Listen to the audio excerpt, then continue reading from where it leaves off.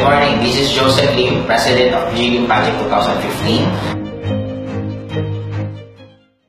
Bakit kailangan mag-post ng pera, ng bahay, ng kotse ang mga networkers? Guys, actually, hindi naman po ito kailangan itanong eh. Kasi para po sa akin, hindi lang tayo nagkataon na sanay. Because of the culture na masama ang pera, hindi maganda ang material. Kaya parang tingin natin yung mga taong nagpo-post yung is pangit. Pero actually, lahat po tayo ginagawa natin to. The only difference is parang ganito.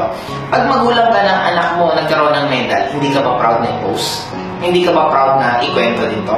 Pag ikaw, nursing student ka, naging pasado ka sa pagiging nurse, hindi ba nakaka-proud na lagyan mo ng RN sa unahan ng pangalan mo? Ang point ko guys, lahat natin ginagawa ito. Minsan ibang tao nga, kakain lang, pinupost kung saan sila kakain. Kasi it's just a normal thing. Ang point ko guys, ang estudyante, sasabihin mo sa akin, bakit? Siyempre, kaya nila pinost yung medal nila kasi pinaghirapan nila yun. Guys, oo nga, ito nga logic. Nag-aaral ka para magkaroon ka ng medal kasi mataas ang grades mo. Bakit kailangan mo ng grades? Bakit kailangan mo ng medal? Para maging madali ang pag-apply mo ng trabaho. Bakit kailangan mo ng trabaho? Para kumita ka ng pera. Iaanin mo ang pera. Para mabili mo yung mga gusto mo. Ano ba yung mga gusto mo? Kotse, kita mo na. Doon din naman papunta eh. Nagkataon lang ng kaibahan ng sa networking is yun talagang pinaka-agad na napupuntahan. And wala pong masama na sabihin mo kung anong nangyari sa'yo. Sabihin mo kung anong totoo, parang ganito po yan. Ang hotel po ba, ipopost ba nila yung hindi nila kwarto? Ipopost ba nila yung kwartong hindi sa kanila? Siyempre po sila, proud sila sa kwartong pinapaserve nila. Anong point ko? Parang restaurant, parang Jollibee. Nagpo-post din naman sila kung anong pagkain meron sila. Anong point ko? Guys, sa networking, nagkataon lang po na ang topic po dito, pinapakita din namin kung ano ang pwedeng mangyari sa'yo. And ako, I'm sure naniniwala po ako na wala pong masama sa ganon.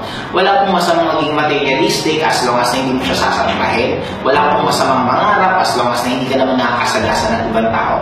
Kasi isa lang po ang alam ko. Kaya tayo na dito sa mundong to, mag-enjoy, mag-explore, ma-experience pa paano talaga mabuhay. Kaya para po sa akin, kung ikaw yung nanonood dito, isa ka pong OFW, isa ka man nagtatrabaho, kung nanonood ka nito at naiintindihan ko yung sinasabi ko guys, para ka po dito. Kung ikaw naman yung nanonood dito at naiinis ka mo sinasabi namin at hindi mo maintindihan, that's life. Hindi mo pwedeng pilitin ang colorblind na sabihan mo makulay ang mundo. Hindi mo pwedeng sabihin na normal ang mata na makulay nakita niya na sabihin mo hindi makulay ang mundo. We just need to respect each other. If your decision yan, isa na lang po tanong ko.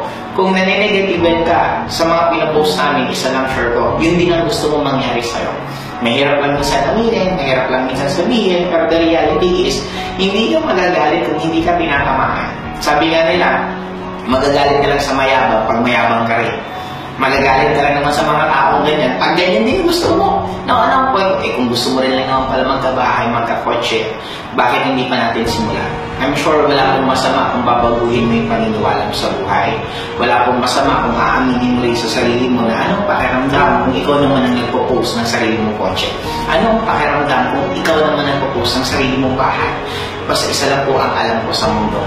Lahat tayo proud i-post kung anong pinaghirapan natin. Kaya para po sa akin, kung ikaw, wala ka pang naipopost sa buhay mo, simulan natin. Pagtulungan natin, nandito po ang GLIM Project para tulungan ka po namin para sa susunod, ikaw naman ang mag-post. Amen.